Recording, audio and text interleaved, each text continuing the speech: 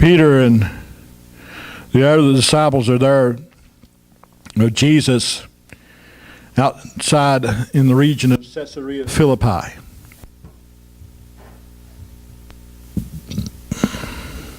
And he asked them a question, Brother Henry.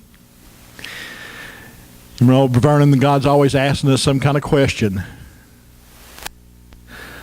It's not because God doesn't already have the answer. He wants to draw our attention to something. He wants to have a confession come out of our mouth of what we think we know or believe.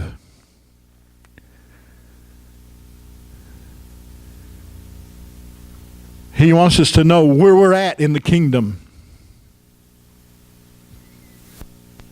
So he asked questions. Jesus asked the disciples a question.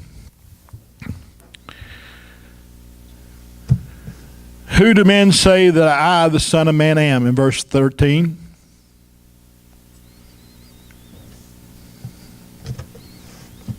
Who are they saying that I am?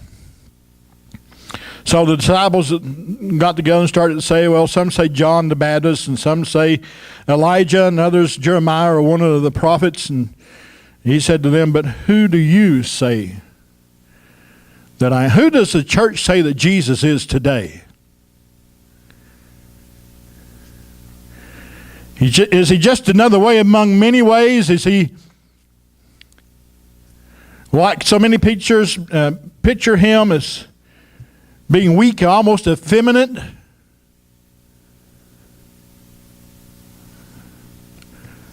Or is he like that big brother that kind of overlooks what we're doing?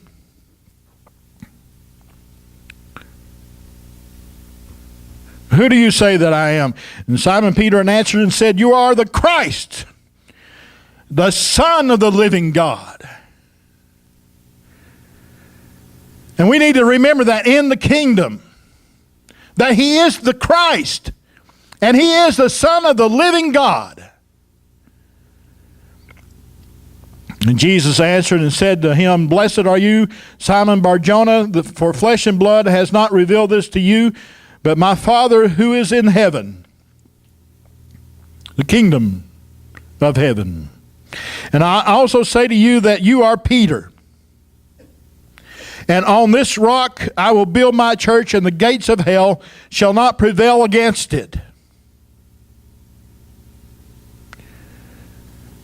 And I will give you the keys of the kingdom of heaven, and whatever you bind on earth will be bound in heaven, and whatever you loose on earth shall be loosed in heaven.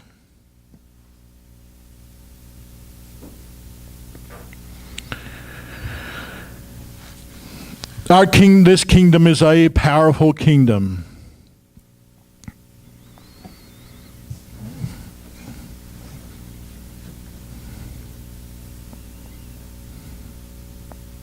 Jesus said, all power in heaven and earth has been given unto me.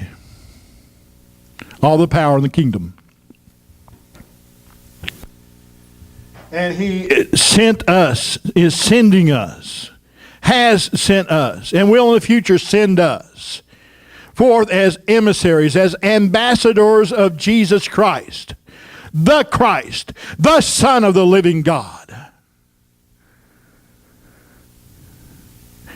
So that we can go forth in power. So that we can be witnesses of the King and his kingdom. He told those disciples that day back in the first chapter of Acts, asked that question, it's not for you to know the times and the seasons the Father is appointed unto himself. But tarry ye at Jerusalem in the King James until you be endued with power from on high. And you shall be what? Witnesses unto me.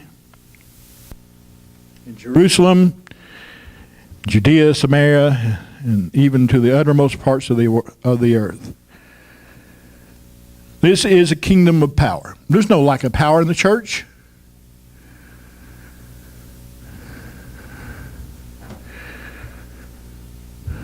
There's only a lack of people who are walking in the kingdom, who are walking in the center of the will of God, who won't take a hint, Brother Henry. Thankfully, those folks in Jerusalem, they took a hint when things began to happen.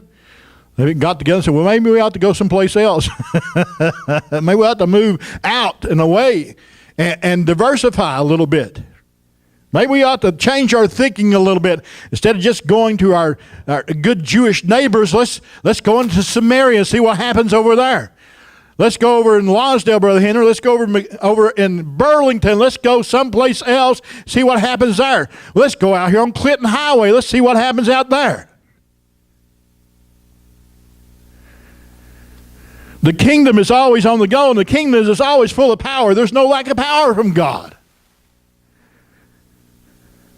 The power, as Paul said, to do all things through Christ strengthens me. It is a kingdom of power. The gates of hell did not prevail against him.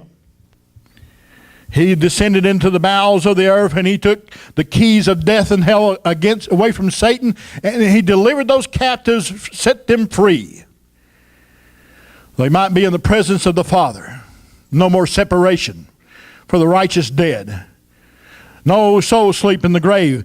No waiting period in purgatory. If you're saved, you're saved. You go into the presence of God. When you die, you'll be with him forever.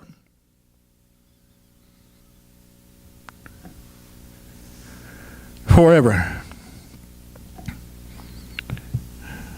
The kingdom should be our desire, to seek it first. The